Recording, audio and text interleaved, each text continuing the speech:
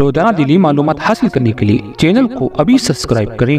हमारी वीडियो को लाइक और शेयर लाजमी करें। कि आपको बताऊं नमाज की बरकत क्या है। नमाज की बरकत यह है, औलाद फरमा बरदार होती है नमाज की बरकत से, बीमारियों का खात्मा होता है नमाज की बरकत से, रोजी में बरकत आती है नमाज की वजह से, चेहरे पे नूर आता है नमाज की वजह से, तकदीर संवरती है नमाज की वजह से। अंदाजा तो करें एक इंसान, मेरे अजीज भाइयों अंदाजा करो, अल्लाह के सच्चे नबी ने फरमाया नमाज से क्या मिलता है। इरशाद फरमाया गया जब बंदा सजदे में होता है तो अल्लाह और बंदे के दरमियान जितने पर्दे होते हैं वो सब पर्दे उठा दिए जाते हैं।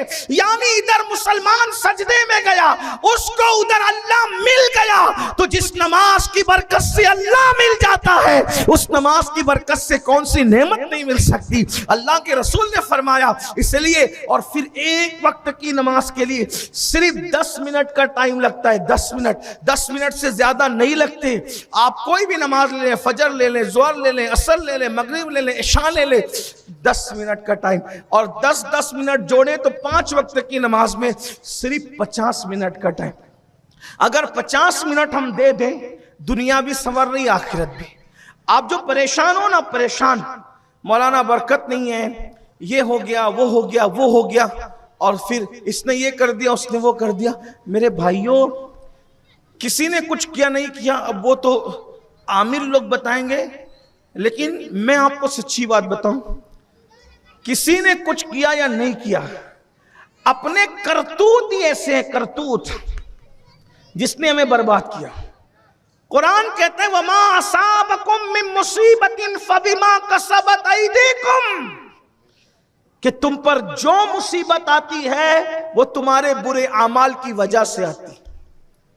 अल्लाह तक पहुंचने का जो पहला जीना है, पहली सीढ़ी है, उसको नमाज कहते हैं। जो नमाज नहीं पढ़ेगा वो कभी अल्लाह तक नहीं पहुंच सकता, वो झूठ बोलता है। जो नमाजी नहीं है वो कभी अल्लाह वाला हो ही नहीं सकता। पूरे नमाज, पूरे कुरान में अल्लाह ने, पूरे कुरान में 700 मरतबा अल्लाह ने नमाज का हुक्म दिया। इतनी कसरत से अल्लाह ने किसी इबादत का हुक्म नहीं दिया। एक पूरी किताब में अल्लाह ने, अपनी पूरी किताब में 700 मरतबा फरमाया नमाज कायम करो। नमाज के फवायद, जो नमाज पढ़ेगा सेहतमंद रहेगा, तंदुरुस्त रहेगा, तवाना रहेगा, तकदीर संवरेगी। आपकी बच्चियों को रिश्ते नहीं आते, नमाज के बाद दुआ करके देखिए, अल्लाह का वादा है फैजा फरगत फंसब व इला रब्बिका फरगब। जब तुम नमाज से फारिग हो जाओ तो दुआ में मेहनत करो, क्या मिलेगा। दुआ में नमाज के बाद मेहनत करो तो क्या मिलेगा। अल्लाह ने पहले बयान फरमा दिया। अल्लाह पाक इरशाद फरमाता है इन्ना माल उसरे युसरा, कि बेशक हर मुसीबत के बाद दोहरी आसानी पैदा करेंगे। कब पैदा करेंगे मुसीबत के बाद राहत कब पैदा करेंगे। फैजा फरगत फंसब व इला रब्बिका फरगब। तुम नमाज के बाद जब दुआ में गिड़गिड़ाओगे, हम तुम्हारी एक मुसीबत पर तुम्हें डबल राहत अता करेंगे, एक तकलीफ पर डबल राहत अता करेंगे। आपको हैरत होगी, हम टेंशन में आते हैं तो होटलों पे आके बैठते हैं, हम टेंशन में आते हैं पार्कों में जाते हैं, हम टेंशन में आते हैं तो मोबाइल लेके बैठते हैं, टेंशन में आते हैं तो किसी से झगड़ा करते हैं, मगजमारी करते हैं। अल्लाह के रसूल अलैहिस्सलाम जब बेचैन होते थे तो क्या करते? जब हुजूर अलैहिस्सलाम पर कोई तकलीफ आती थी तो क्या करते थे? अल्लाह के रसूल जब बेचैन और बेकरार होते थे, वो नबी जो हर बेचैन दिल का चैन, हर बेकरार दिल का करार, हर बेइत्मीनान को इत्मीनान अता करने वाली जात है, जिसकी तस्की से रोते हुए हंस पड़े। जब उस रसूल को बेकरारी होती तो कहते अरहना या बिलाल, ऐ बिलाल मेरी बेकरारी को दूर कीजिए, मुझे राहत पहुंचाइए। बिलाल कहते हुजूर कैसे राहत पहुंचाऊं? फरमाते अजान दो, हम नमाज पढ़ेंगे, अपने दिल को सुकून अता करेंगे। हुजूर नमाज फरमाते नमाज मेरी आंखों की ठंडक है। अब अपनी गुफ्तगू को समेटते हुए एक हदीस पढ़ता हूं, एक ही हदीस पढ़ता हूं, थोड़ी लंबी हदीस है।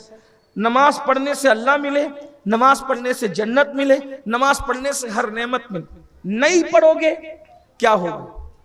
मुसीबत में रहोगे, परेशान रहोगे।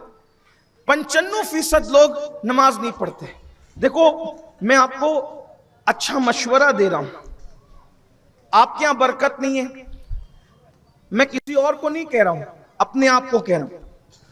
आप मेरे पास आओगे और मुझसे कहोगे कि तावीज दे दो, मैं किसी को नहीं, किसी को मैं क्यों कहूं, मैं तो गुनहगार आदमी, मैं किसी पे तनकीद क्यों करूं। लेकिन अगर आप मेरे पास आओगे, हजरत तावीज दो, सैयद तावीज दो, अब आपसे मैं पूछता हूं कि जिसके घर से बरकत अल्लाह उठा ले, थोड़ा अकल से काम लो, अकल से, जिसके घर से बरकत अल्लाह उठा ले, तो है किसी की तावीज में इतनी ताकत कि अल्लाह की उठाई हुई बरकत का मुकाबला कर सके? भाई कोई भी हो, ये तो बहुत हकीर आदमी है जो आपके सामने बैठा है। कोई वली हो, कुतुब हो, अब्दाल हो, सब अल्लाह के बंदे हैं और अल्लाह रब्बुल इज्जत की मर्जी पर सब राजी हैं। वली को मानने का यह मतलब नहीं कि हम अहले सुन्नत ये कहते हैं कि अल्लाह जो नहीं चाहता वली चाहता है। अस्तगफिरुल्लाह, ऐसा कभी नहीं हो सकता। वली अल्लाह की मर्जी के खिलाफ कभी नहीं जाता। तो जब अल्लाह बरकत उठा ले, अल्लाह उठा ले, है किसी में ताकत बरकत लाने की?